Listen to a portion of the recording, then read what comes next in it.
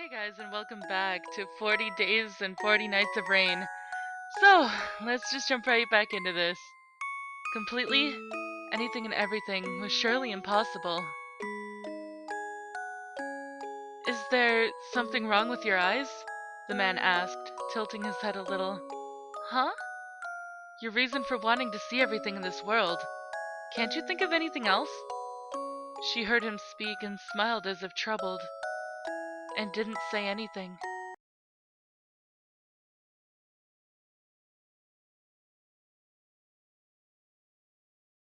They were considerably tired, and the little girl immediately tumbled into bed and fell asleep, her body curled up like a kitten's, breathing peacefully as she slept deeply.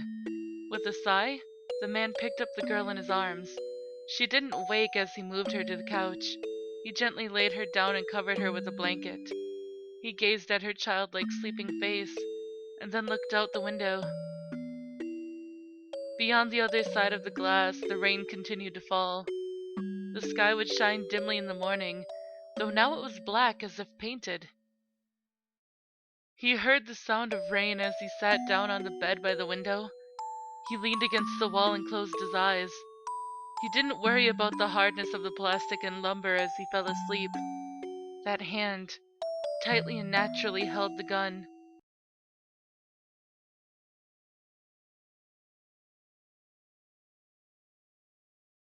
He climbed the hill that was bursting with greenery, passing one house. It was the beginning of the spring season. The meadow, wet with morning dew, spread out before him, and a gentle breeze blew by. The man said nothing, continuing down the road as he walked towards the house. The sun was warm and the wind carried the scent of flowers. He wore a dirt-covered military uniform, which was out of place in a location like this. It had been a long time since he'd trodden on the ground of his hometown. Regarding the army, for the first time he'd been permitted to return to his hometown. He felt like he was dreaming as he viewed the landscape spreading out now before his eyes. But there was no joy in his heart. His heart was frozen, unmoving fragments, because he knew this was the same old dream. He stretched out his hand to the doorknob. He knew there were people inside. After hesitating for a few seconds, he closed his eyes. Unconscious, he expected to wake up, but his expectation was betrayed as usual. And so, he again opened the door.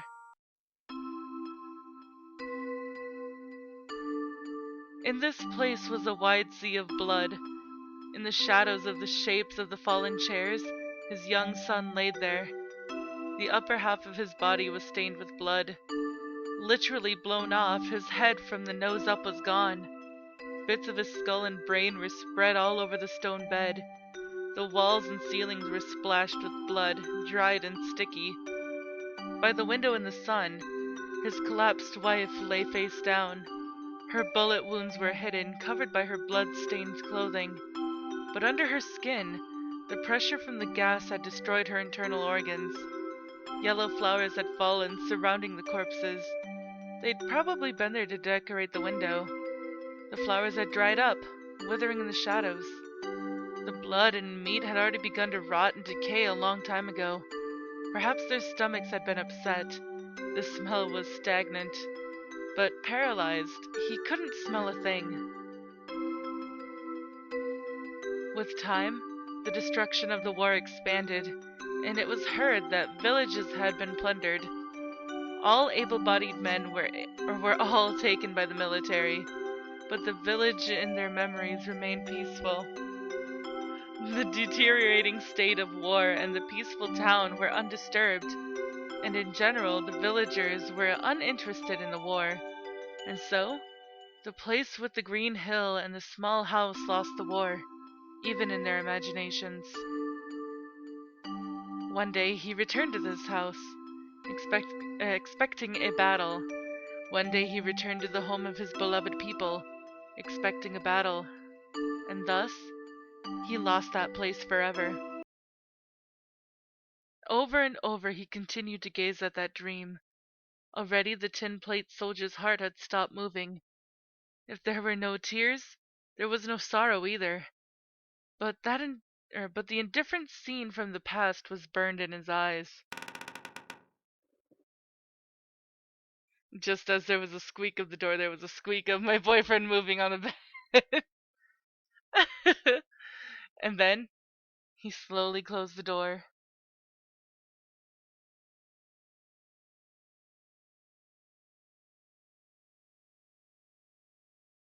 The quiet sound of the rain woke him. Inside, the light was gone, dim and gloomy as usual. The ashen sky sliced in through the square window pane. The sound was relentless, the rain soaking every house. He sighed deeply, pondering the dream. The blood-stained memory was carved into his mind. The way his family had died seemed cruel. You could probably call it atonement, and he alone had survived, and that dream repeated endlessly. He unconsciously stared at his palm.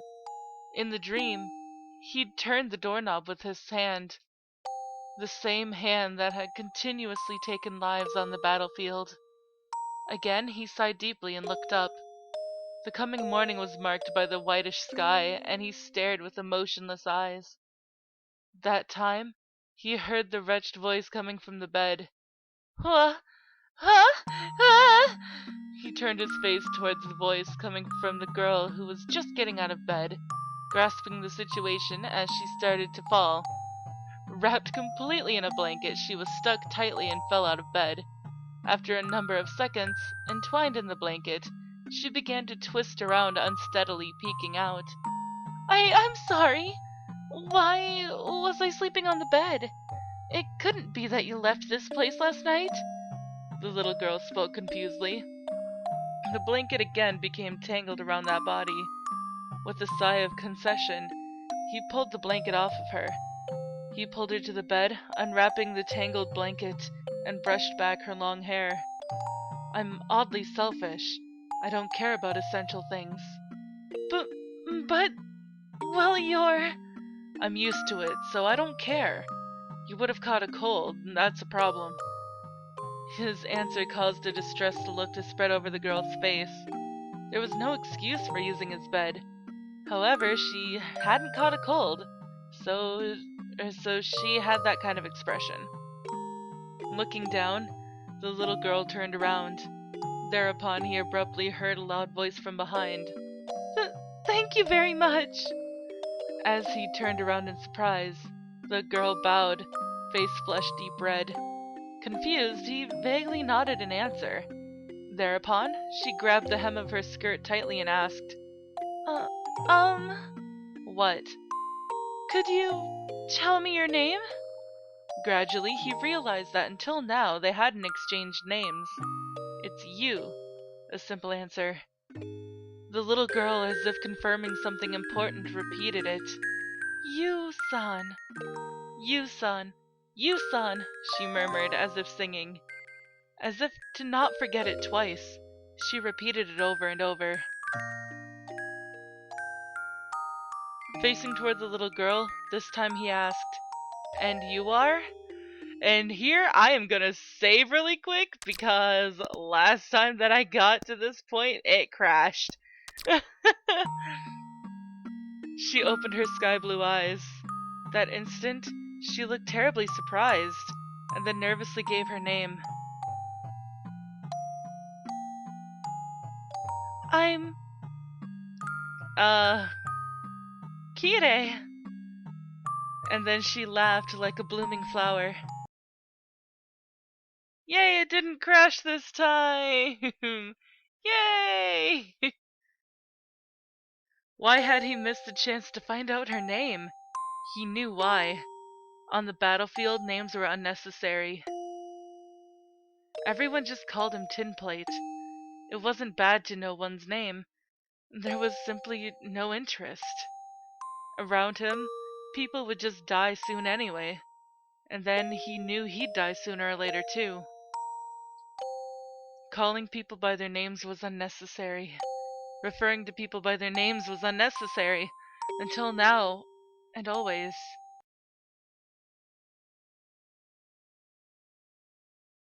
What's wrong? I'm gonna have such a hard time pronouncing her name. Uh, Kriye, I think? I have no idea. I'm sorry. Please wait, Yusan. It seemed that she'd taken a while to fold the blanket. She descended the poorly built stairs and sat down at the counter. Seeing the prepared breakfast, he unintentionally raised an eyebrow. Next to Yu sat Kire's breakfast. It was an omelette, though he could have cared less. But Yu's breakfast was the same, although he usually drank coffee with it. Model yourself after this child. Are you, an adult, just going to finish half of your breakfast in front of her, a child? Here, eat up. Uh, well, I don't have anything to thank. It's fine, it's fine. Children shouldn't worry about something like this. But it's alright, so hurry and sit down. Losing the will to argue, Yu reached out to his breakfast plate. As he carried the food to his mouth in silence, the impish landlady smiled. Admit it, you lose. Kire appeared unable to use her fork very well. With a delighted face, the landlady began to show her how to use it. Sometimes she wiped her mouth with the hem of her apron. Beside her, Yu silently continued eating. Outside the inn, it continued to rain quietly, even now.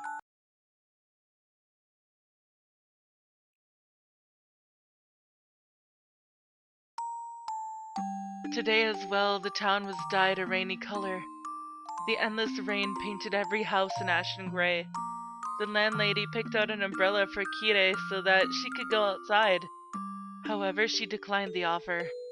As she asked why, the smile disappeared from her face. The sky was hidden. Two people walked side by side through the town. As usual, Kire fell often. There was no reason for her sudden tumbles. Each time, he'd help her up, and she'd smile distressfully. I'm sorry, I'm fine. As he thought, her eyes were sad. He slowly showed her around town. It was a tiny old town, and the scenery wasn't much to look at. Here and there the roofing of several houses had peeled off, and some of the bricks in the walls were missing. In an alley, still as death, residents whispered solemnly to each other of news of war. Anxiety and uneasiness, hearts that understood truth, and now a faint hope. Kire gazed at them seriously one by one. It was as if she decided to leave nothing unnoticed. Completely. It was as if this place was the entire world.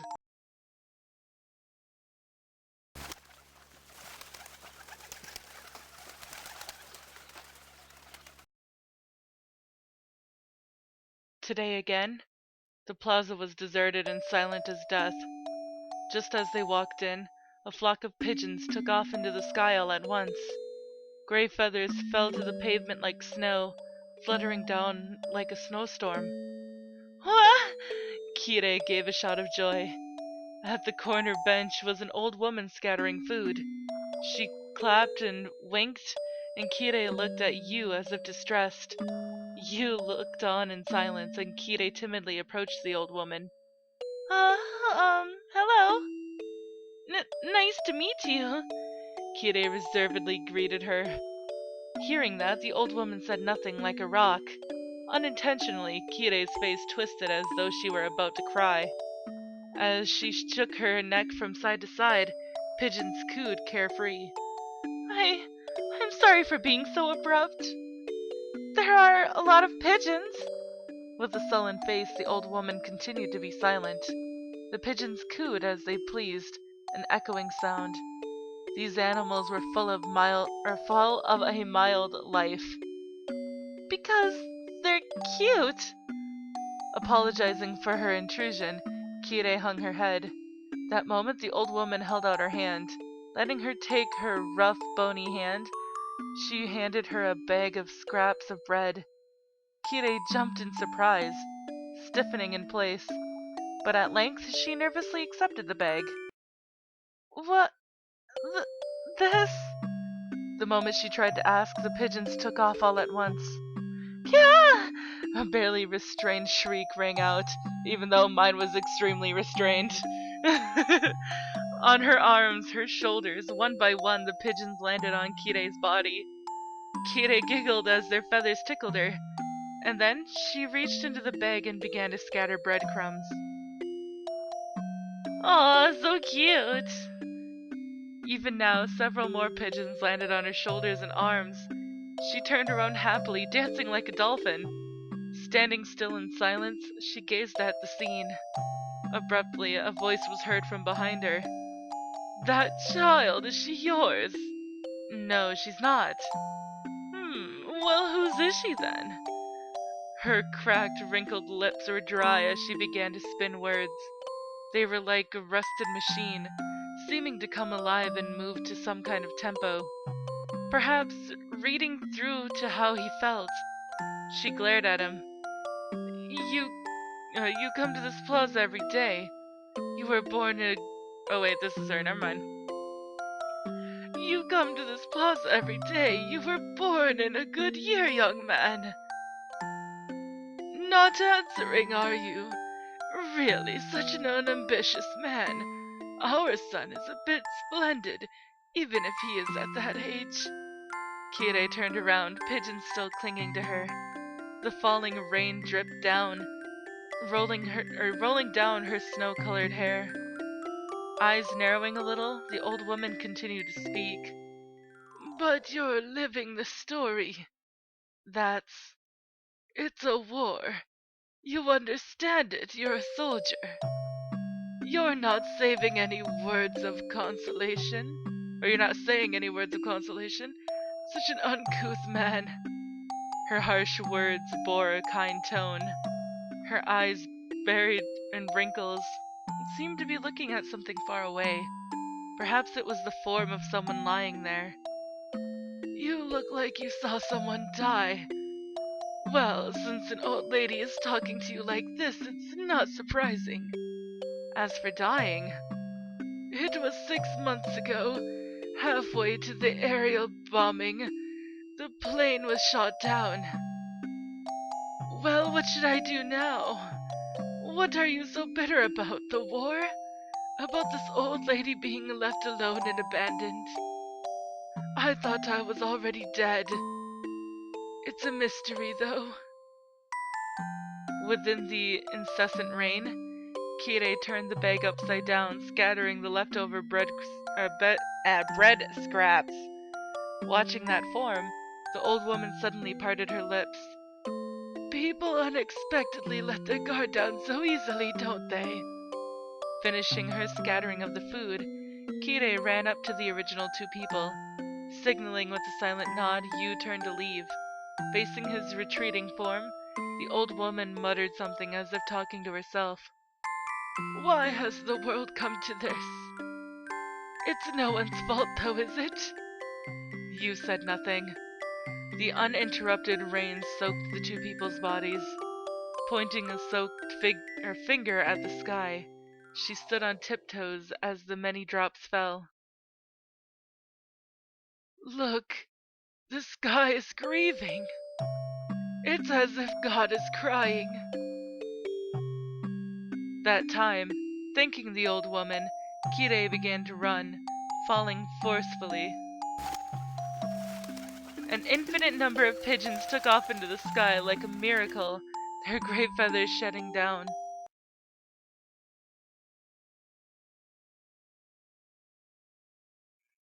And that is all of the time that I have for this episode, guys. So if you enjoyed it, please give it a big thumbs up down below. Let me know what you think of this series so far. I'm kind of liking it because the character has PTSD, obviously, and it reminds me of my dad in many ways. So I am greatly enjoying this. So I will see you guys next time. Bye bye.